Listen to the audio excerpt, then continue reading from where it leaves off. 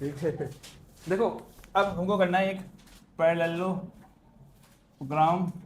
अभी लिखना हुआ था लॉ ऑफ वेक्टर एडिशन।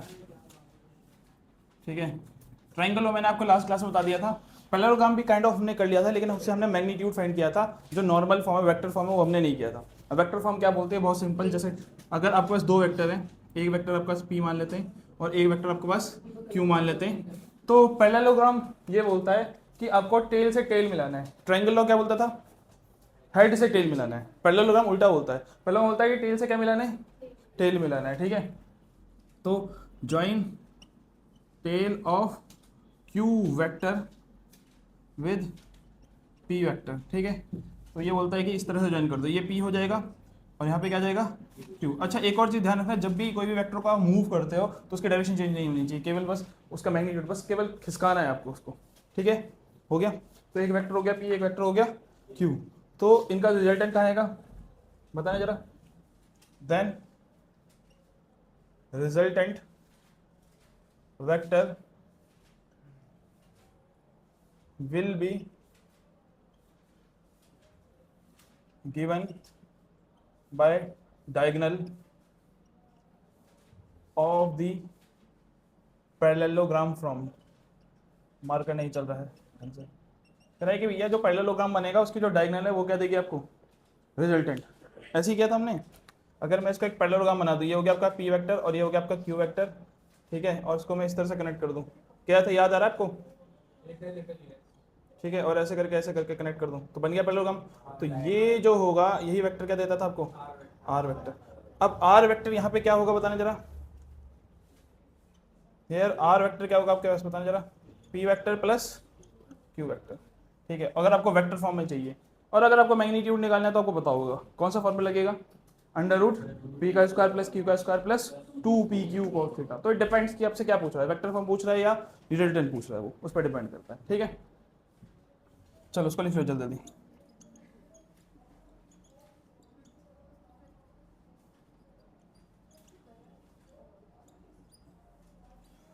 और आपको अगर प्रॉपर डेफिनेशन वाइज चाहिए, मैं यहाँ पे प्रॉपर डेफिनेशन वगैरह नहीं लिखता, तो नोट्स मैंने प्रोवाइड कर रखे हैं, उसमें सारी चीज़ें इन डेप्थ डेफिनेशन में है। ठीक है, तो उसमें से आप पढ़ सकते हैं। ख्याति जी आप क्या ढूंढ रहे हैं, ख्याति जी क्या ढूंढ रहे हैं आप,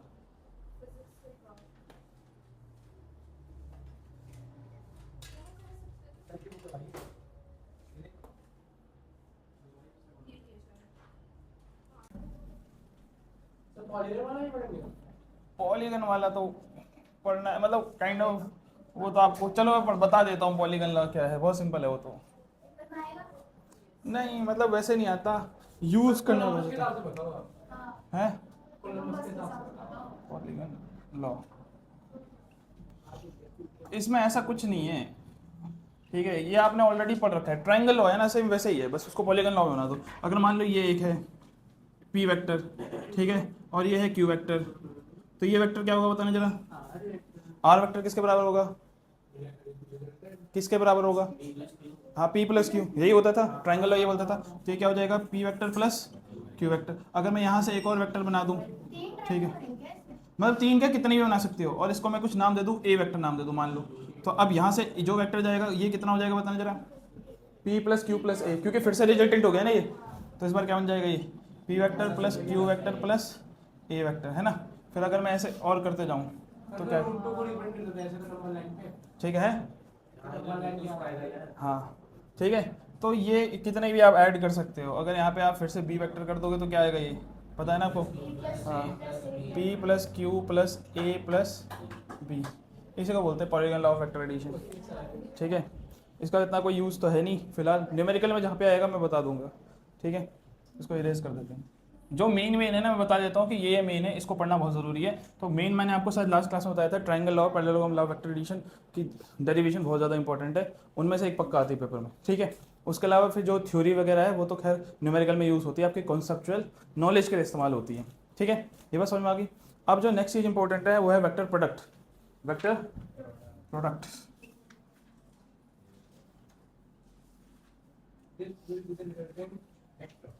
ठीक है, थोड़ा सा टफ लगेगा आपको, समझ में नहीं आएगा कि क्या हो रहा है।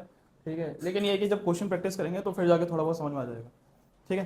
तो प्रोडक्ट मतलब सबको पता होगा क्या होता है प्रोडक्ट मतलब, मल्टीप्लीकेशन, ठीक है।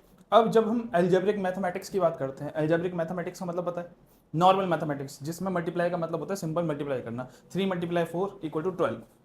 लेकिन वेक्टर जब मैथमेटिक्स आती है तो वेक्टर मैथमेटिक्स बोलता है कि यहाँ पे मल्टीप्लाई करने का मतलब मल्टीप्लाई नहीं होता, क्योंकि यहाँ पे हमें एक चीज़ का ध्यान रखना पड़ता है, वो चीज़ क्या है, डायरेक्शन। वेक्टर जब एडिशन किया था तब भी डायरेक्शन का ध्यान रखा था हमने, तो यहाँ पे भी हमें किसका ध्यान रखना पड़ता है, डायरेक्शन का।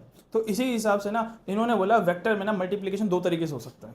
वेक्टर में मल्टीप्लिकेशन कैसे हो सकता है, 2 तरीके से, ठीक है। अब पहले मैं 2 तरीके समझा देता हूँ, उसके बाद लिखना, उसको पहले लिखना मत। उसने बोला एक होगा आपका डॉट प्रोडक्ट, क्या होगा, एक होगा डॉट प्रोडक्ट, इसको बोलते हैं डॉट प्रोडक्ट क्योंकि बीच में डॉट आ रहा है, ठीक है। और एक होगा क्रॉस प्रोडक्ट, क्या होगा, क्रॉस प्रोडक्ट, ठीक है। एक होगा कौन सा प्रोडक्ट, डॉट प्रोडक्ट, एक होगा आपका कौन सा, क्रॉस प्रोडक्ट, ठीक है। दोनों कैसे अलग होंगे, अगर आप इसको मल्टीप्लाई करोगे ना तो आपका जो फॉर्मूला बनेगा ना इसको मल्टीप्लाई करने का वो होगा ए का मैग्नीट्यूड बी का magnitude cos theta, A dot B का। और अगर ए क्रॉस बी करोगे इसका फॉर्मूला लेगा ए का मैग्नीट्यूड बी का मैग्नीट्यूड साइन थीटा।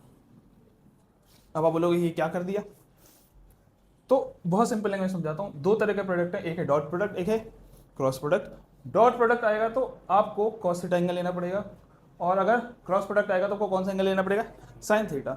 एक एग्जांपल लेते हैं, थोड़ा बहुत इजी लगेगा आपको।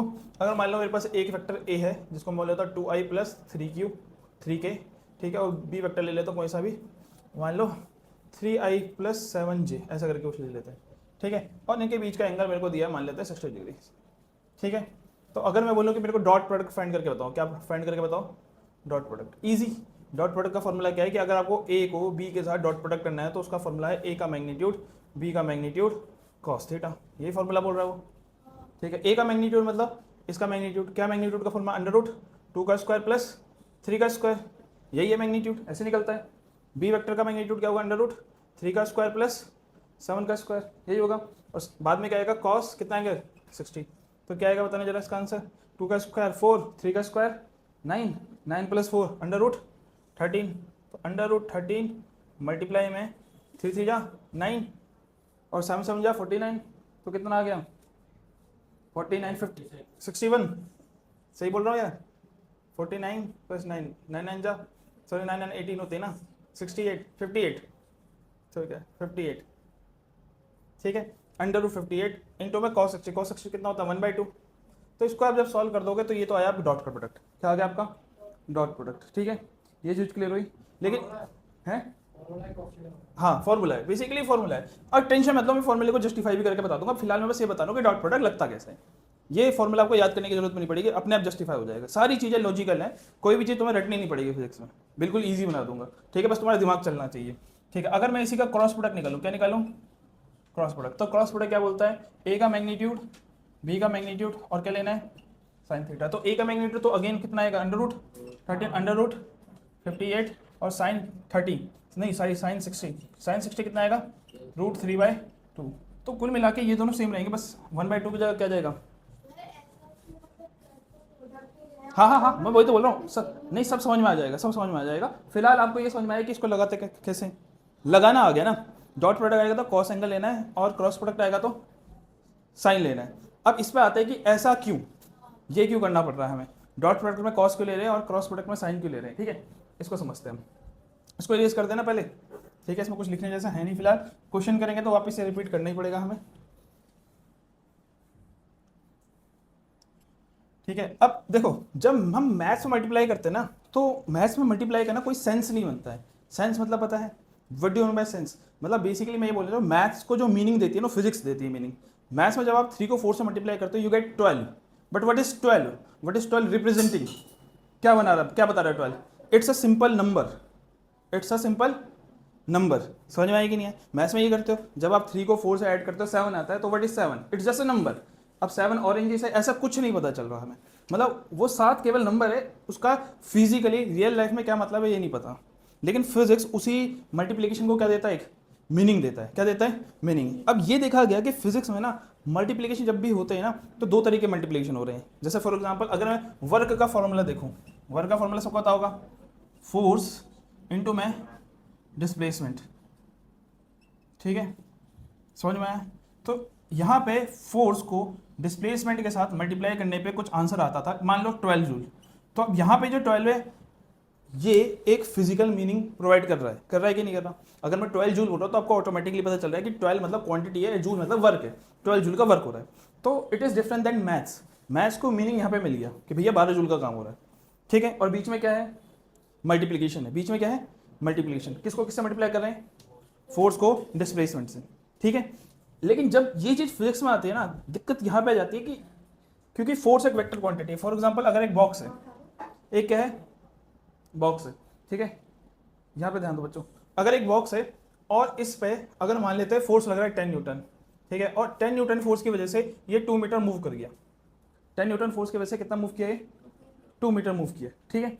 तो आप बोलोगे वर्क कितना आएगा, 10 इंटू 2 20 जूल, सही है, इजी, कोई दिक्कत नहीं, सारी बात बढ़िया बन रही है। बट अगर इस फोर्स को मैं ऐसे लगाऊं 10 जूल, 10 न्यूटन ऊपर की तरफ लगाऊं, तो आपको क्या लगता है अभी मल्टीप्लाई होना चाहिए, नहीं होना चाहिए, नहीं होना चाहिए। कोई बताएगा क्यों, क्यों नहीं होना चाहिए इसको मल्टीप्लाई। हाँ, क्योंकि अब जो फोर्स है ना, केवल एक ही डायरेक्शन मूव नहीं कर रही, कुछ फोर्स का हिस्सा इसको ऊपर लिफ्ट करने में वो कर रहा होगा, एनर्जी वेस्ट कर रहा होगा। समझ में आया क्या बोला मैंने, कुछ समझ में आया कि नहीं आया। जैसे मैं अगर आपको थोड़ा बहुत एग्जांपल देने की कोशिश करूँ, हाँ चलो ये डंडा है हमारे पास अभी, ठीक है, इसी काम आ जाएगा ये, ठीक है। जैसे ये है, अगर इस पर हमने एक मार्कर रखा है, ठीक है, और मार्कर में एक हॉरिजॉन्टल फोर्स लगाता हूँ, ठीक है, तो मेरा सारा फोर्स को बस मोशन में लाने के लिए हो रहा है। तो मतलब मैं बोलूँगा कि इसमें जितना वर्क हुआ है उसमें मेरा सारा फोर्स काउंट होना चाहिए, क्योंकि और जगह मैंने कहीं फोर्स वेस्ट नहीं किया ना। लेकिन अगर मैं इसी मार्कर को मैं ऐसे नहीं, मैं इसको ऐसे करके मूव करना चाह रहा हूँ, तो क्या आपको लगता है कि सारा फोर्स सिर्फ आगे लेके आया, नहीं, कुछ फोर्स मेरे को इसको लिफ्ट करने में भी लगाना पड़ा है। समझ में आया कि नहीं, ये तो हल्का इसलिए फील नहीं हो रहा, लेकिन कोई भारी ऑब्जेक्ट है तो अगर आप उसको ऐसे उठाओगे तो फिर कुछ आपका जो एनर्जी है वो ऊपर की डायरेक्शन में जा रहा है, पर क्या वो आगे वाले में काउंट होना चाहिए, नहीं, आगे वाले में काउंट नहीं होना चाहिए, ठीक है। ये बात समझ में आई कि नहीं है। तो इसीलिए ना ये जो 10 न्यूटन है ना, ये 10 न्यूटन के बन जाते हैं दो हिस्से। क्या बन जाते हैं, दो हिस्से। एक 10 न्यूटन का बनता है आगे, एक 10 न्यूटन का बनता है ऊपर। क्या बोला मैंने, 10 न्यूटन का एक हिस्सा कहाँ चले जाता है, ऊपर, और एक हिस्सा कहाँ चले जाता है, आगे। अब हिस्सा का मतलब क्या है कि 10 न्यूटन में से कुछ न्यूटन तो ऐसा होगा जो उसको ऊपर लिफ्ट करने का काम आ रहा होगा, और बाकी जो बचा है वो उसको कहाँ लेके जाने का काम कर रहा होगा, इन द फॉरवर्ड डायरेक्शन, ठीक है। अब यही बात बनती है कि ये कैसे पता चलेगा कि कौन सा कितना हिस्सा है। तो उसी के लिए एक नई टर्म आ जाती है जिसको बोलते हैं रिजोल्यूशन ऑफ ए वेक्टर। क्या निकालना, रिजोल्यूशन ऑफ वेक्टर, या फिर इसको बोलते हैं rectangular components of A vector, rectangular components of A vector. अब वो कैसे निकालते हैं इसको समझते हैं, पहले इसको मिटो देता हूं मैं, ठीक है।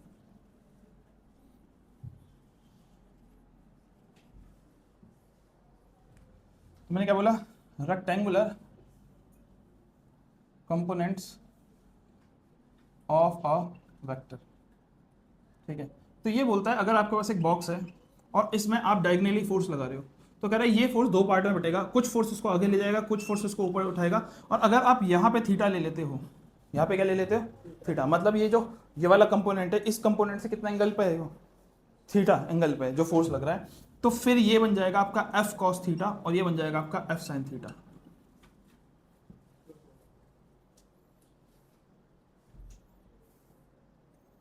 अब आपको ऐसा लगेगा देखिए कि ये क्या हो गया भाई, बल्कि ये चीज आपने करी हुई है।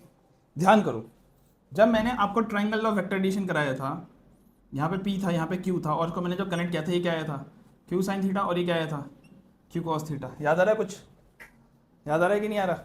तो बेसिकली यहाँ पे तो वही काम हो रहा है कि अगर आपका कोई फोर्स ऐसा लग रहा है, कोई फोर्स कैसा लग रहा है, ऐसा लग रहा है, हाँ, अरे मैं दोबारा से बता रहा हूँ, अगर कोई फोर्स ऐसा लग रहा है तो इस फोर्स को मैं ऐसा करके एक ट्रायंगल बना सकता हूँ कि नहीं बना सकता, बना सकता हूँ, ठीक है। और मैं यहाँ पे थीटा ले सकता हूँ, सही है, ले सकता हूँ कि नहीं, थीटा ले सकता हूँ ना। अगर मैं इसमें कॉस थीटा का फॉर्मूला लगा दूँ, कॉस थीटा क्या होगा, बेस अपॉन में हाइपोटेन्यूज। और हाइपोटेन्यूज क्या है, हाइपोटेन्यूज जो वेक्टर है वो तो फोर्स को डिनोट कर रहा है ना, तो क्या आएगा कॉस थीटा, बताएं जरा, बेस अपॉन में फोर्स, तो बेस क्या जाएगा, एफ कॉस थीटा, मतलब ये क्या आएगा आपका एफ कॉस थीटा। वैसे ये क्या आएगा आपका एफ साइन थीटा। जब भी एक वेक्टर किसी भी एंगल में लगता है, किसी भी किसमें लगता है, एंगल में लगता है, तो वो वेक्टर के दो हिस्से हो सकते हैं, एक प्रॉपर सीधे डायरेक्शन में, एक प्रॉपर ऊपर के डायरेक्शन में, ठीक है। इसीलिए इसको रेक्टेंगुलर कंपोनेंट बोलते हैं, क्योंकि एक काइंड ऑफ रेक्टेंगल बन जाता है ये। अगर जैसे ये फोर्स है तो एक ये बन गया इसका हॉरिजॉन्टल, एक ये बन गया वर्टिकल, इसको बोलते हैं हॉरिजॉन्टल कंपोनेंट। अभी लिखेंगे सारी चीज़, टेंशन मत लो। हॉरिजॉन्टल और ये होता है वर्टिकल कंपोनेंट, ठीक है। इसको कनेक्ट कर दो तो काइंड ऑफ रेक्टेंगल बन जाता है ये, ठीक है। तो जो हॉरिजॉन्टल कंपोनेंट है उसको क्या बोलते हैं हम, एफ कॉस थीटा, और जो वर्टिकल कंपोनेंट है उसको क्या बोलते हैं हम, एफ साइन थीटा, ठीक है। अब ये चीज़ आपको क्या चीज़ में हेल्प करती है, यहाँ पे हेल्प करती है कि अगर मेरे पास 10 न्यूटन फोर्स दिया है और मुझे पता है कि ये 30 डिग्री के एंगल पे लग रहा है बॉक्स से, ठीक है, तो अब कितना फोर्स है जो उसको आगे लेके जा रहा होगा, कैसे निकलेगा, क्या फॉर्मूला लगाऊं, हाँ एफ कॉस थीटा मतलब 10 कॉस 30 ये लगेगा, सही है। और ऊपर की तरफ कितना ले जा रहा होगा, 10 साइन 30, 10 कॉस 30 क्या होगा, 10 इंटू कॉस 30 कितना होता है, √3/2, इससे कटेगा तो क्या जाएगा 5√3, और यहाँ कितना जाएगा बताओ, 10 इंटू 1/2 5 न्यूटन। मतलब ये जो बॉक्स है इसमें जो आपने 10 न्यूटन का फोर्स लगाया, इसके दो हिस्से हो गए, जिसमें से 5 न्यूटन तो इसको ऊपर की तरफ उठाने में हेल्प कर रहा है, और कितना न्यूटन इसको आगे ले जा रहा है, केवल 5√3 इसको आगे ले जा रहा है, ठीक है। तो अब मेरे को बताओ वर्क करने में कौन सा कंपोनेंट ने काम किया, 5 वाले ने, 5√3 ने, 5√3 इसको आगे ले जा रहा है, तो वर्क में वही काउंट होना चाहिए। ये वाला तो उठा रहा है, ये क्यों वर्क में काउंट कर रहा है, समझ में आया कि नहीं आया, हाँ भाई ईशान समझ में आया, बताओ। है आखिरी में समझ नहीं आया, देखो बहुत सिंपल है कि अगर आपके पास, इसको मिटो देते, एक काम करता है, रुको, हाँ हाँ इसको मिटोगे, दोबारा समझा रहा हूँ ना। तो मतलब जगह जिसमें ज्यादा न्यूटन होगा वही फोर्स लगा रहा होगा, नहीं फोर्स तो दोनों लग रहे हैं। अब जैसे मैं आपको एक सिंपल एग्जांपल बताता हूँ, एक मिनट, हाँ ख्याति इसको पहले इरेज कर लेते हैं। हाँ जी बताओ, अब बोलो। इसमें जैसे यहाँ पे जो फोर्स लगी है उसके लिए 90 - 60 की ये वाला एंगल नहीं नहीं वो आपकी मर्जी, क्योंकि हमने फॉर्मूले ही ऐसे बनाए ना, मतलब हर बार मतलब ये वाले हाँ नहीं उधर वाले लोगे तो वो कॉस हो जाएगा, फिर मतलब थीटा जहाँ भी थीटा, जहाँ थीटा होगा वो कॉस कंपोनेंट होगा, इतना ध्यान रखना, क्योंकि थीटा बेस पे बनता है। अब मैं एक बार ईशान को समझाता हूँ कि ईशान जो मेरे से पूछना चाह रहा है उसका प्रैक्टिकल सॉल्यूशन देते हैं, प्रैक्टिकली क्योंकि ज़्यादा समझ में आता है, ठीक है। ये बात क्लियर है। अब मान लो कि अगर मेरे को एक टेबल लिफ्ट करनी है, क्या करनी है, टेबल, या फिर कोई बहुत भारी चीज़ लिफ्ट करनी है जैसे बेड, ठीक है। अब बेड लिफ्ट करनी है, सॉरी बेड को मूव करना है, एक जगह से दूसरी जगह लेके जाना है, ठीक है, ये बात समझो। अब अगर मेरे को उसको मूव करना है तो मेरे को उसको फोर्स कैसे लगाना पड़ेगा बताओ। अगर ये बेड है, अगर ये बेड है तो मैं इसको यहाँ से नीचे से जो होते हैं हाथ ऐसे पड़ के ऐसे तो खींचूंगा, तो मैं जो फोर्स लगा रहा हूँ उससे वर्क हो रहा है, ठीक है। लेकिन अगर मैं उस बेड को ऊपर उठाने की कोशिश करूँ तो क्या उससे मैं उसको उधर मूव कर पाऊंगा, नहीं, वो जो मैं ऊपर की तरफ फोर्स ले जा रहा हूँ वो तो वेस्ट है ना, वो वर्क में काउंट नहीं होगा, वो तो वर्क में काउंट, क्योंकि फिजिक्स बोलती है भैया जब उसको करके आपको कोई फायदा ही नहीं हुआ तो उसको क्यों काउंट कर रहे हो। जैसे आपने सुना भी होगा, अगर 9th में आपने वर्क पावर चैप्टर पढ़ा होगा कि वो फोर्स जो किसी चीज को मूव ही ना कर पाए उसको काउंट ही नहीं करना, क्योंकि वर्क की डेफिनेशन थी भैया फोर्स लगे तो डिस्प्लेसमेंट भी हो, क्योंकि डिस्प्लेसमेंट होगा तो बेसिकली ये प्रूफ है कि वर्क हुआ है। अब मैं इसको उठा के खड़ा हूं ऐसे, मेरा फोर्स तो लग रहा है, एनर्जी भी लग रही है, लेकिन क्या मैं उसको काउंट कर सकता हूं, नहीं, क्योंकि उसने एक्चुअली इसमें चेंज नहीं लाया, वो अभी भी उसी पोजीशन में जहां वो था। तो वर्क करने से चेंज आना चाहिए ना, डिस्प्लेसमेंट में चेंज, और वो कौन सा वाला वर्क आएगा, केवल आगे की तरफ वाला।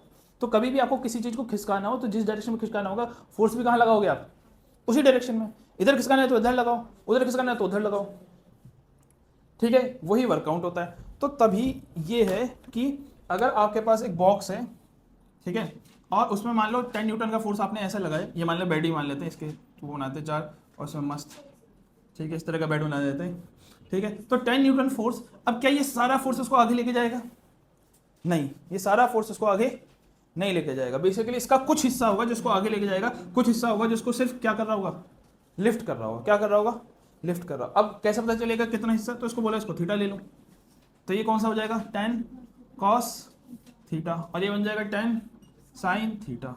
10 कॉस थीटा क्या होता है, 10 कॉस कितना डिग्री, अगर ये मान लो 30 डिग्री है तो कितना आएगा 10 कॉस 30, तो होता है √3/2, ये कितना आ जाएगा 5√3, और यहाँ पे कितना आ जाएगा 10 साइन 30, ये वाला एंगल आएगा, ध्यान रखना, तो कितना आएगा 10 1/2, कितना आ जाएगा 5/10, सही है, हाँ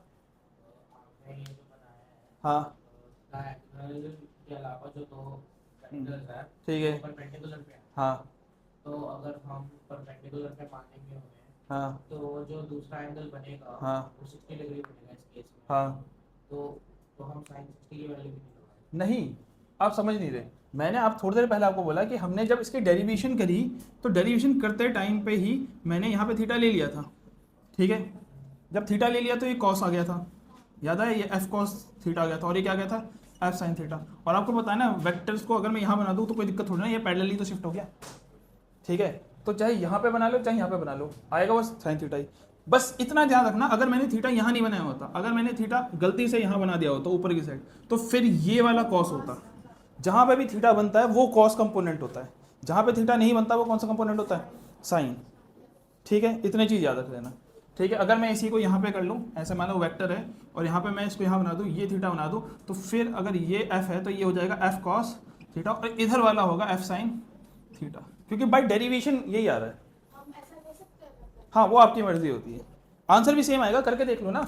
अगर ये 10 है तो आप यहाँ पे लगाओ, और यहाँ पे कितना एंगल दिया था बताओ मैंने, 30, तो ये कितना हो जाएगा 60, तो ये क्या लगेगा 10 cos 60। अब cos 60 कितना होता है बताओ, 1/2, तो 10 × 1/2 क्या आएगा 5, आंसर सेम ही आएगा। आप थीटा कहीं भी लो, ठीक है। ये चीज़ समझ में आई। तो आपको रिजोल्यूशन ऑफ वेक्टर समझ में आया। रिजोल्यूशन रेक्टेंगुलर कंपोनेंट, एक वेक्टर को दो पार्ट में तोड़ देना, और रेक्टेंगुलर कंपोनेंट्स क्यों बोलते हैं, क्योंकि ये म्यूचुअली कितना डिग्री पे होते हैं, 90 डिग्री पे, बिल्कुल मतलब पैरेललोग्राम नहीं बनेगा, बिल्कुल सीधे बनेंगे, हमेशा सीधे बनेंगे रेक्टेंगुलर कंपोनेंट्स, ठीक है। ये बात क्लियर होगी। अब मैं आपसे एक क्वेश्चन पूछूंगा, ठीक है, वो आपको मेरे को बताना है कि इसका इस कंपोनेंट को क्या बोलते थे हम, बताने जरा। हॉरिजॉन्टल कंपोनेंट, ये बोलते थे क्या, हॉरिजॉन्टल कंपोनेंट यही बोलते थे इसको हम, ठीक है। इसको क्या बोलते थे हम, वर्टिकल कंपोनेंट, ठीक है। अब हॉरिजॉन्टल कंपोनेंट कितना आया बताओ, 5√3, ये हॉरिजॉन्टल एच लिख देता हूँ उसको मैं। वर्टिकल कंपोनेंट कितना आया 5 न्यूटन, और ये बने किससे हैं, किससे बने, टोटल कितना लग रहा था 10 न्यूटन। अब मेरे को एक बात बताओ, अगर ये 10 से बने तो 5√3 + 5 = 10 क्यों नहीं आ रहा, अगर ये 10 से ही बने पड़े हैं तो। सर ग्रेविटी का एक्सप्रेशन लग रही है अलग। यहीं पे कॉन्सेप्ट है, यहीं पे कॉन्सेप्ट यूज होंगे आपके, बताओ। अगर ये 10 से ही दोनों बने पड़े हैं तो इनको ऐड करके, खुला बात भी होगा। वो तो इसलिए है ना क्योंकि वो तो डायगोनल पे है। सही बात है, एक तो डायगोनल पे है तो वो तो √5√3 का। अच्छा आप मेरे को ये बता दो कि क्या ये कभी ये दोनों मिलके 5√3 5 इसके बराबर आएंगे ही नहीं। अब खुद सोच के देखो, अगर मैंने 10 न्यूटन का फोर्स लगाया किसी बॉडी पे, तो उस फोर्स के दो हिस्से होने चाहिए थे, होने चाहिए थे, तो उस फोर्स के ही तो दो हिस्से होने चाहिए थे, वो कम ज्यादा थोड़ा होने चाहिए थे। तो कहाँ गड़बड़ हो रही है, मैंने यहाँ पे क्या किया, इसका आंसर इसी लाइन में छुपा हुआ है। हाँ इक्वल नहीं है तो ठीक है ना सर, इक्वल नहीं है तो क्यों नहीं है, वही तो पूछ रहा हूँ मैं, लॉज इक्वल ऑफ क्यों फिजिक्स, नहीं, लॉज ऑफ फिजिक्स सर, बताओ किसी को लग रहा है आइडिया, ईश्वर की रचना। किसी का दिमाग चल रहा है कि नहीं इस सवाल में। देखो मैंने आपको बोला जब हम वेक्टर पढ़ते हैं तो सारी चीजें किसके लगानी पड़ती हैं, जब वेक्टर पढ़ते हो तो सारे फॉर्मूले किसके लगेंगे, वेक्टर के, वेक्टर मैथमेटिक्स को फॉलो करेंगे। राइट नाउ मैं कौन सा एडिशन कर रहा हूँ बताना जरा, स्केलर एडिशन। मैंने जो आपको बताया था कि मैथ्स की दो ब्रांच है, एक है वेक्टर मैथमेटिक्स, एक है स्केलर। स्केलर में प्लस का मतलब प्लस होता है, वेक्टर में प्लस का मतलब प्लस नहीं होता। तो वेक्टर एडिशन बोलता है कि अगर आपको इसको प्लस ही करना, आप ऐसे प्लस करोगे ही नहीं, आप यहाँ पे फॉलो करोगे पैरेललोग्राम ऑफ वेक्टर एडिशन को। और पैरेललोग्राम ऑफ वेक्टर एडिशन क्या बोलता है कि ये जो होगा किसके बराबर होगा बताना जरा, ये रिजल्टेंट है ना, किसके बराबर होगा, √5√3 का स्क्वायर प्लस 5 का स्क्वायर प्लस 2 5√3 5 cos 90, और cos 90 क्या हो जाएगा 0। 2/√3 क्या लिखा है, तो यही तो बात है। अरे हाँ, p² + q² + 2pq cos theta formula, हाँ हाँ तुमने यही कहा था, बस तुमने ट्रायंगल की फॉर्म में बोल दिया था। तो बेसिकली जब भी आप वेक्टर का इस्तेमाल करते हो तो आप कौन सा एडिशन लगाओगे, वेक्टर एडिशन। नॉर्मल एडिशन यहाँ वर्क नहीं करेगा, वेक्टर एडिशन में या तो ट्रायंगल लगेगा या पैरेललोग्राम लगेगा, दोनों में से एक एडिशन लगेगा, ठीक है। ये बात क्लियर हुई। cos 90 कैसे आया बेटा, जो एंगल होता है ना वो दो वेक्टर के बीच का एंगल होता है, ये एक, और मैंने बोला ये हमेशा अगर रेक्टेंगुलर कंपोनेंट्स बनेंगे तो हमेशा कितना डिग्री बनेगा 90 डिग्री। सर एक बार ना थोड़ा वापस हो जाता है, ये मैं था। हाँ हाँ लिखेंगे, अब टेंशन मत लो, बहुत समझ लिया, आप थोड़ा सा लिखते हैं,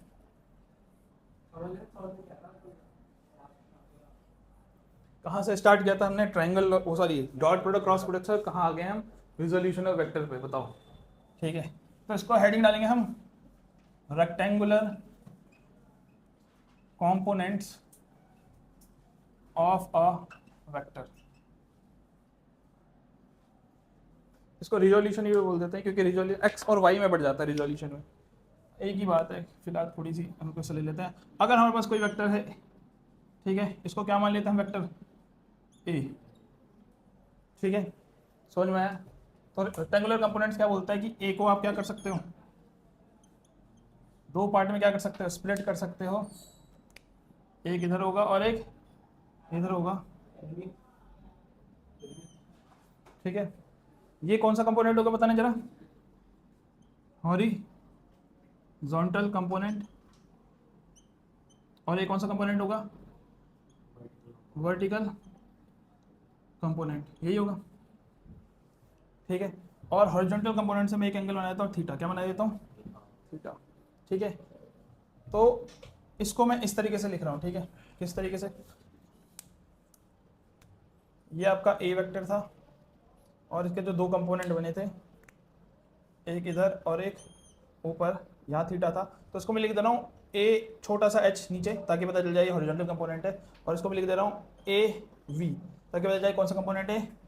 वर्टिकल कंपोनेंट है। अब हमारा टास्क क्या है?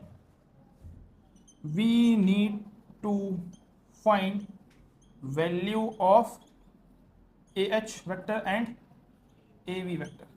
ठीक है, ये हमको फाइंड करना है कि भैया ए एच और ए वी होगा क्या। अब कैसे फाइंड करेंगे इसको?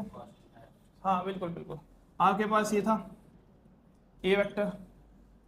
ठीक है, ये आपका कौन सा वेक्टर था?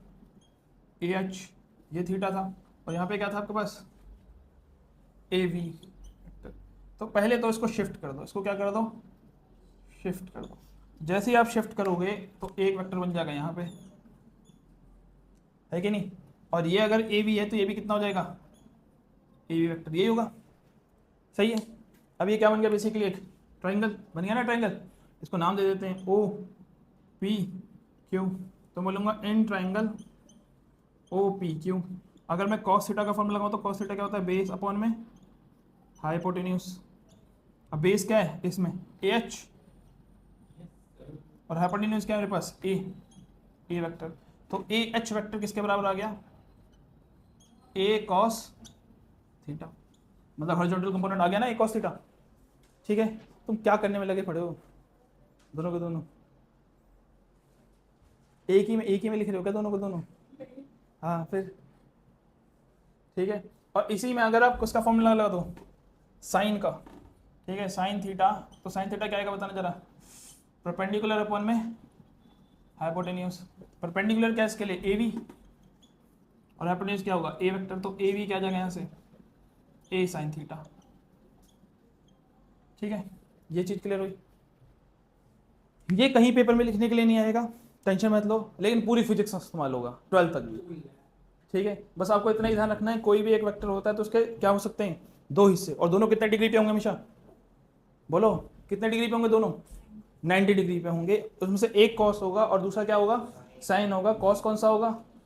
जहाँ थीटा बनेगा, और जहाँ नहीं बनेगा साइन होगा। जैसे फॉर एग्जाम्पल ना, अभी तो इसके बनाना आसान है। कई बार ना ये जो वेक्टर होता है ये आपको ए दे दिया होता है, कहता है इसके कंपोनेंट्स बनाओ। इसके कंपोनेंट्स बनाना थोड़ा टफ है क्योंकि ये जो वेक्टर है खुद ही हॉरिजॉन्टल हो गया है। अब इसके रेक्टेंगुलर कंपोनेंट कैसे बनाओगे? एक जाएगा ऐसे और एक जाएगा ऐसे, क्योंकि देखो बीच में कितना डिग्री बन रहा है? 90। अब अगर आपने थीटा ये लिया तो ये हो जाएगा ए कॉस थीटा और ये हो जाएगा ए साइन थीटा। हाँ, ये तो अलग अलग सिचुएशन पे डिपेंड करता है। जमीन में खींच रहा है ना उसे। हाँ या पीछे से। हाँ, ठीक है, बन गया। इतनी चीज क्लियर है? अब क्लियर होगी। अब जिस क्वेश्चन को मैंने अराइज किया था उसी पे वापस आ जाते हैं कि अगर एक बॉक्स है, उसकी डिस्प्लेसमेंट हो रही है 2 मीटर और उस पर 10 न्यूटन का फोर्स लगा है, तो क्या सारा का सारा 10 न्यूटन इसको मूव कर रहा है? नहीं। 10 न्यूटन के क्या बनेंगे? दो कंपोनेंट, एक बनेगा इस तरफ, एक बनेगा इस तरफ। सही है, ये थीटा होगा तो आ जाएगा 10 कॉस थीटा, ये कितना आएगा? 10 साइन थीटा। अब बताओ वर्क निकालने के लिए फोर्स किसको लूंगा मैं, इसको लूंगा, इस वाले फोर्स को लूंगा, इस वाले फोर्स को लूंगा, इस वाले फोर्स को लूंगा, तो मैं लूंगा 10 cos थीटा को मल्टीप्लाई करूंगा किससे, 2 मीटर से। अब मेरे को बताओ अपने आप कॉस आया कि नहीं आया, आया अपने आप ही कॉस आ गया ना, कॉस, दो बार समझो कोई बात नहीं। देखो वर्क का फॉर्मूला होता है फोर्स इनटू डिस्प्लेसमेंट, यही होता है, सही है।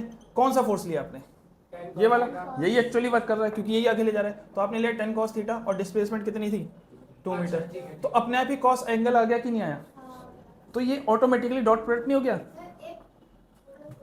हाँ आपने बोला फोर्स हाँ स्पेस दिख रहा है उसे नहीं काउंट करेंगे, बिल्कुल, तो 10 sin थीटा हाँ। उसे क्यों काउंट करें, वो तो ऊपर खींचा हुआ तो उसको काउंट करा ही कहाँ है, मैंने कौन से फोर्स से किसको मल्टीप्लाई किया, पहले भी तो काउंट हुआ था ना वो, कहाँ पे, अरे इन चीजों में वो ऊपर की तरफ ले जा रहा है। अगर डिस्प्लेसमेंट आगे हुई है तो आगे वाली डिस्प्लेसमेंट केवल ये वाला कंपोनेंट काम है। अगर ये पूछता कि ऊपर कितना वर्क लग रहा है, फिर ऊपर वाले डिस्प्लेसमेंट से इसको मल्टीप्लाई करते हैं।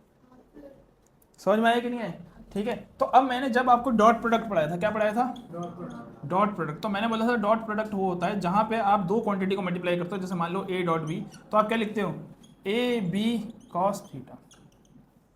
अब इससे कंपेयर करके देखो, मैं किसको मल्टीप्लाई करना चाह रहा था, फोर्स को किससे करना चाह रहा था, डिस्प्लेसमेंट से, यही करना चाह रहा था।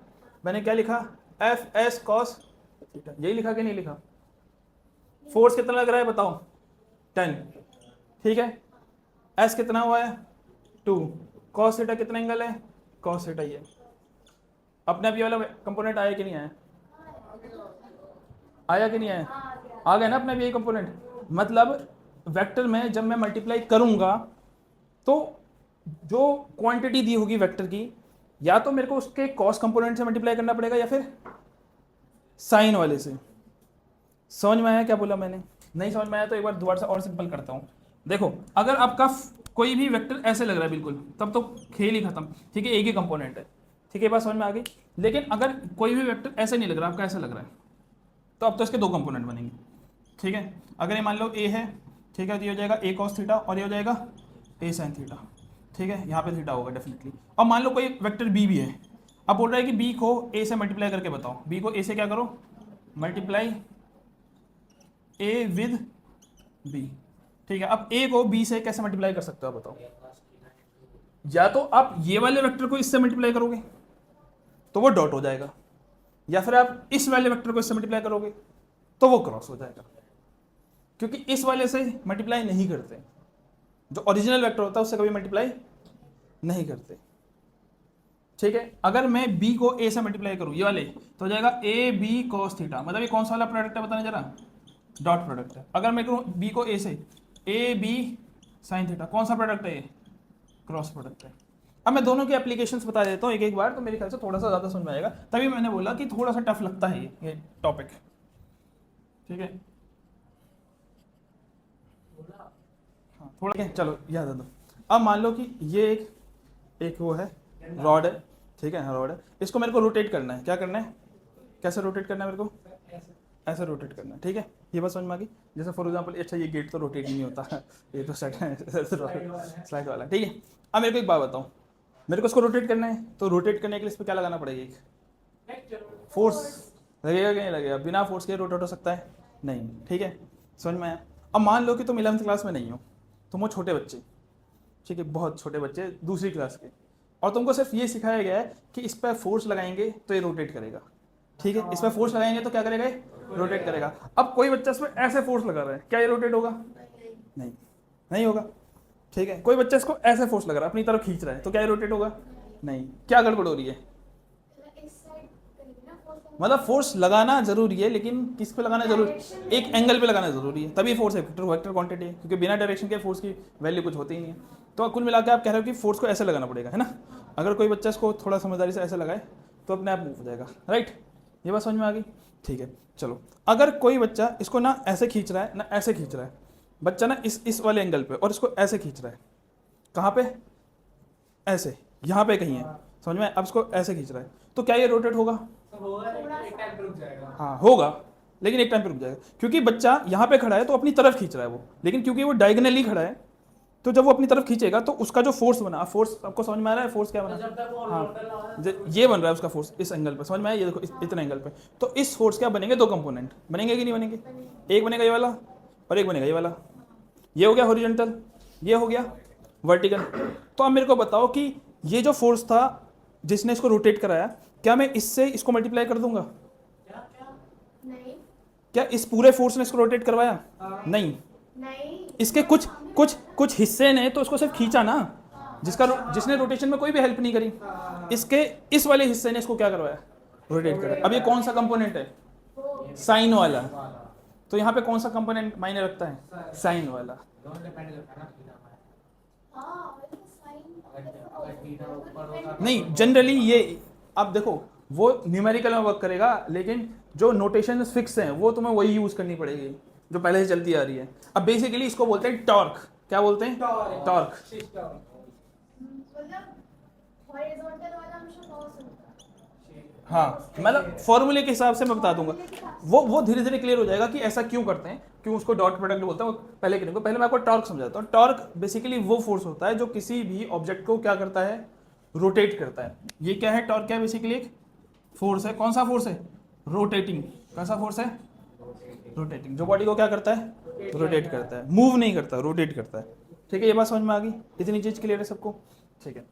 अब जब कोई भी फोर्स किसी भी ऑब्जेक्ट पे लगता है उसको रोटेट करने के लिए, तो केवल फोर्स ही मायने नहीं रखता, बल्कि एक और चीज मायने रखती है, वो ये कि उसको वो फोर्स लग कहाँ से रहा है। अब मैं समझाता हूँ कैसे, मैं क्या बोलने की कोशिश कर रहा हूँ। अगर मान लो ये गेट है, ठीक है, मतलब गेट नहीं, एक मतलब एक्सेस ऑफ रोटेशन है, और यहाँ पे एक गेट है, और ये गेट ने इसके अराउंड ऐसे खुल बंद सकता है। ठीक है, ये बात समझ में आई? ये एक बार ये देना नोटबुक। ठीक है, ये रहा। जैसे ये मान लेते हैं ना, ये गेट है, ठीक है, हाँ ये रहा। अब यहाँ पे, ठीक है, अब यहाँ पे हैंडल होगा ना, हैंडल को आप ऐसे खींचोगे तो ये गेट ऐसे खुल जाएगा। तो हैंडल यहाँ क्यों नहीं, यहीं क्यों? बस एक ही डायरेक्शन में पुल करेगा ना। इसका मतलब किसी भी चीज को घुमाने के लिए दो चीज जरूरी है। पहला, आपको फोर्स लगाना है। दूसरा, वो फोर्स एक्सिस ऑफ रोटेशन से क्या होना चाहिए? दूर होना चाहिए। क्या होना चाहिए? दूर होना चाहिए। जितना ज्यादा दूर होगा उतना ज्यादा ही क्या होगा? आसान होगा उसको क्या करना? रोटेट करना। टॉर्क की वैल्यू बढ़ जाएगी। जैसे फोर्स में, किसी को धक्का देने में जितना आपका फोर्स होगा उतना ही फोर्स लगता है। अगर 10 न्यूटन का फोर्स, सॉरी 10 न्यूटन का फोर्स है तो 10 न्यूटन ही लगेगा। लेकिन टॉर्क में ऐसा, टॉर्क में फोर्स की वैल्यू बढ़ जाती है अगर आप डिस्टेंस बढ़ा देते हो। जैसे मैं आपको समझाता हूँ, ठीक है, एक बहुत ही एग्जांपल, सिंपल एग्जांपल है। हाँ क्या हो गया? हाँ मैरी गो राउंड नहीं, मैं आपको एक चीज, सिंपल चीज समझा देता हूँ, उससे आपको क्लियर हो जाएगा। देखो, एक क्या कहता है, आपने स्टार नट देखा होगा, देखा है? स्टार नट, अरे जो बेसिकली नट बोल्ट होता है, छोटा वाला नट होता है, इसमें कहीं ना कहीं होगा। ठीक है, यही रिमोट में यूज होता है। ठीक है, फिर होता है एक बाइक में जो थोड़ा सा नट होता है बड़ा सा, ठीक है, चौकोर तरह का। फिर आपका आता है, मान लो उससे भी बड़ा नट, ठीक है, गाड़ियों का, ठीक है, इस तरह का नट, ठीक है। और फिर आता है ट्रक का नट, ठीक है, ट्रक का नट। ये बात समझ में आ गई? ठीक है। अब मान लो इसका जो घुमाने वाला है वो तो होता है पाना। सबको पता है पाना क्या होता है? बेसिकली एक वो होता है जिससे ऐसे ऐसे घुमाते हैं तो घूमता है वो, है ना, खोलने बंद करने के लिए होता है। ठीक है, रंच बोल दो उसको, पाना बोल दो, पाना बोलते हैं नॉर्मल लैंग्वेज में। ठीक है, तो क्या सारे पाने की लेंथ सेम होनी चाहिए आपके हिसाब से? अच्छा ये, हाँ बताओ नहीं अलग होनी चाहिए। क्यों? सबको रोटेट ही तो करना है। बड़ा है ना, छोटा वाला है, तो और ज्यादा लगाना है। हाँ, आप खुद सोचिए, देखो पहले वाले को खोलना बहुत आसान है, खोलना बहुत आसान है, तो इसकी अगर लेंथ छोटी भी रखोगे बात बन जाएगी। ठीक है, लेकिन मान लो कि जो बड़ा वाला पान है, ट्रक वाला पान, वो है ट्रक वाला नट है। ट्रक वाले नट को खोलने के लिए आपके पास दो ही चॉइस है, या तो आप अपनी जान बढ़ा लो, जिसकी एक लिमिट आ जाएगी, उससे ज़्यादा आप लगा ही नहीं सकते। अब इससे ज़्यादा जान नहीं बढ़ सकते तो आपको दूसरा क्या करना पड़ेगा, उसकी लेंथ बढ़ा दो, क्योंकि जैसे ही आप लेंथ बढ़ाओगे तो आपकी फोर्स की वैल्यू ऑटोमेटिकली क्या करती जाएगी? बढ़ती जाएगी, बढ़ती जाएगी, बढ़ती जाएगी। ठीक है, जैसे फॉर एग्जांपल अगर आपका यहाँ इतना पाना है, ठीक है, और यहाँ पर ऐसे इसको घुमा रहे हो, ठीक है, ऊपर की तरफ से भी घुमा रहे हो, और ये 1 मीटर का है, और आपने यहाँ पे 10 न्यूटन का फोर्स लगाया, तो अभी इसमें जो टॉर्क लगेगा ना, टॉर्क होगा 10 × 1। ठीक है, लेकिन अगर पानी की लेंथ 2 कर दो तो कितना हो जाएगा? अभी ये 10 × 2। सिर्फ लेंथ बढ़ाने से आपके घुमाने की वैल्यू ऑटोमेटिकली बढ़ती रहती है। ठीक है, अगर आपको ये समझ नहीं आ रहा और आपको लग रहा है कि यार ये कैसे हो रहा है, तो कुछ मत करो, आप इस पाने को तोड़ दो, और मेरे को हाथ से नट खोल के दिखा दो, ठीक है, कोई खोल सकता है, आ जाओ, हो जाए कंपटीशन। ठीक है, कोई खोल सकता है हाथ से नट? अच्छा एक और चलिए आता। हाँ, तो हाथ से जब कितनी भी जान लगाओ ना, नट नहीं खुल रहा, क्यों? क्योंकि हाथ से फोर्स की एक क्या जाएगी, लिमिट आ जाएगी, लेकिन नट को खोलने के लिए उससे ज़्यादा चाहिए। अब हाथ उतना लगा नहीं सकता, तो you have to use the physics. Physics क्या बोलती है भैया, लेंथ बड़ा हो गई तो फोर्स की वैल्यू क्या होगी? हाँ हाँ, उसी को टॉर्क बोलते हैं, उसी को क्या बोलते हैं, टॉर्क। और इसको मैं एक और तरीके समझाता हूँ बच्चों को, मुझे किससे मैं समझाता हूँ, एक और तरीके समझाता हूँ, उससे भी आपको थोड़ा बहुत आइडिया लग जाएगा, ठीक है। थोड़ा सा अच्छा वाला एग्जाम्पल है तो अपने ऊपर मत लेना कोई बच्चा, ठीक है, ठीक है। मान लो कि एक क्लास में एक बहुत हेल्दी बच्चा है, ठीक है, 120 kg का, ठीक है, 120 kg का, ठीक है, और उसी क्लास में एक बच्चा है 20 kg का केवल, ठीक है, ठीक है, 20 kg का। अब 120 kg वाले बच्चे को ना अपने ऊपर बहुत ज़्यादा ईगो है, बहुत ज़्यादा गुमान है कि मैं ये वाला, पता है ना झूले सबको, शीशो, उसको पता है कि मैं शीशों में सबको हरा सकता हूँ क्योंकि मेरा वजन ज़्यादा है, तो मेरे पे ग्रेविटी ज़्यादा लगेगी, तो कुल मिला के होगा क्या, मैं जीत जाऊँगा। तो उसने एक बार एक 20 kg वाले बच्चे को चैलेंज कर दिया कि शीशों में मेरे को हरा के दिखा, लेकिन जो 20 kg वाला बच्चा था ना उसको फिजिक्स आती थी, तो उसने बोला कि ठीक है, हाँ ठीक है, मैं लगा रहा हूँ, लेकिन जो सेटअप होगा वो मैं करके दूंगा शीशों का, ठीक है। अब नॉर्मली ना अगर शीशों में आप जो एक्सेस ऑफ रोटेशन है ना वो अगर बीच में रखोगे तो दोनों की तरफ सेम काम बनेगा, सेम गेम होगा।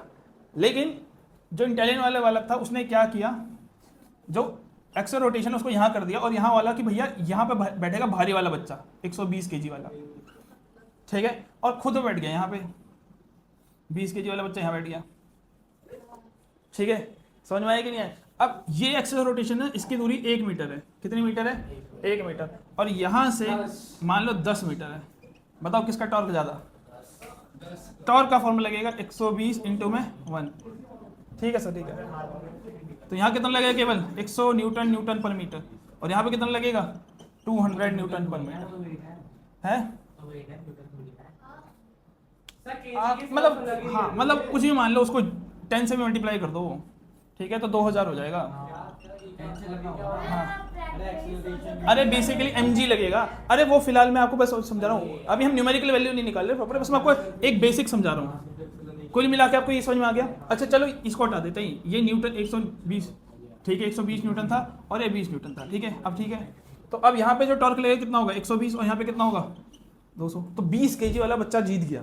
क्यों? क्योंकि उसने क्या किया, एक्सेस ऑफ रोटेशन से क्या कर दिया खुद को, एक्सेल रोटेशन से खुद को क्या कर दिया उसने, दूर कर दिया। तो किसी भी चीज़ को अगर आपको रोटेट करना हो तो सबसे ज़रूरी चीज़ क्या होती है, आपको क्या करना चाहिए, हाँ, उसकी एक्सेल रोटेशन से क्या कर दो, जितना दूर हो सके उतना दूर रख लो, जितना आप दूरी बढ़ाते जाओगे टॉर्क की वैल्यू क्या होगी, बढ़ती जाएगी, ठीक है। ये बात समझ में आई, इतनी बात क्लियर हुई? अरे रुक जाओ, अभी मैंने जो डॉट प्रोडक्ट क्रॉस प्रोडक्ट लिखवाया था उसको एक बार पूरा एंड तो देने दो, कम से कम एक टॉपिक तो पूरा हो जाएगा, 5 मिनट में, ऐसी कोई दिक्कत नहीं है। तो अगर मैं बीच में एक लाइन खींच दूँ, ठीक है, और मैं ये एक्सेस ऑफ रोटेशन है, ठीक है, जहाँ से रोटेट करेगा, और यहाँ पे एक मान लो एक रॉड है, ठीक है, और इस रॉड पे एक फोर्स लगा ऐसे, तो इस फोर्स के क्या बनेंगे बताओ, 2 कंपोनेंट बनेंगे ना, 2 कंपोनेंट, एक बनेगा, ये तो यार वही वाला मार्कर हो गया, एक बनेगा कौन सा, ये वाला कंपोनेंट, ठीक है, थीटा, ये हो जाएगा एफ कॉस थीटा, और ये हो जाएगा एफ साइन थीटा। तो बताओ इसको रोटेट करने में किसने हेल्प करी, F sine theta, F sine theta ने हेल्प करी। तो यहाँ पे अगर मेरे को टॉर्क निकालना पड़ेगा तो टॉर्क का फॉर्मूला होता है फोर्स, वो वाला फोर्स जिसने रोटेट किया, तो किस फोर्स ने रोटेट किया, एफ साइन थीटा मल्टीप्लाई में डिस्टेंस, तो यहाँ जो फॉर्मूला बन गया एफ डी साइन थीटा। तो कुल मिला के यहाँ पे क्या आ रहा है, साइन थीटा, इसका मतलब ये कौन सा प्रोडक्ट है, ये हो गया क्रॉस प्रोडक्ट, क्योंकि इसमें कौन सा कंपोनेंट लिया, साइन वाला, और इसको ऐसे लिखते हैं torque equal to F cross D, ऐसे उसको उल्टा लिखते हैं, क्यों लिखते हैं वो बाद में बता दूंगा, डी क्रॉस एफ ऐसे लिखते हैं,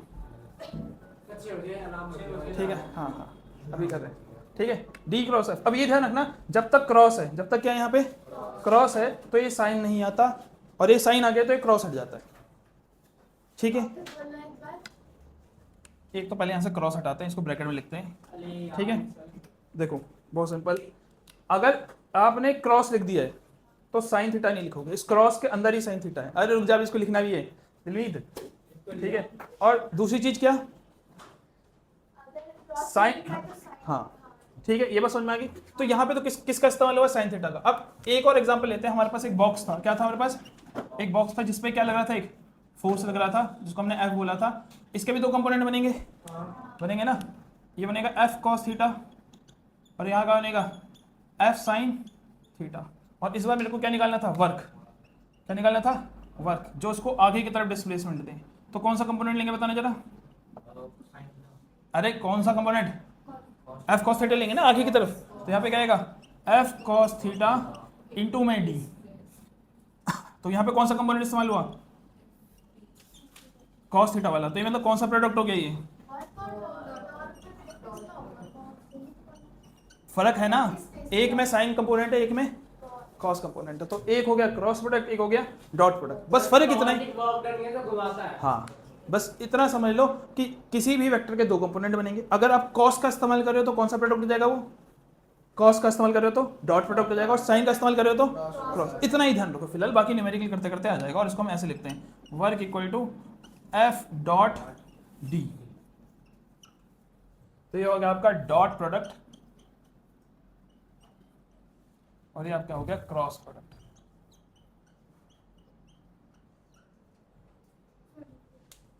अरे सॉरी,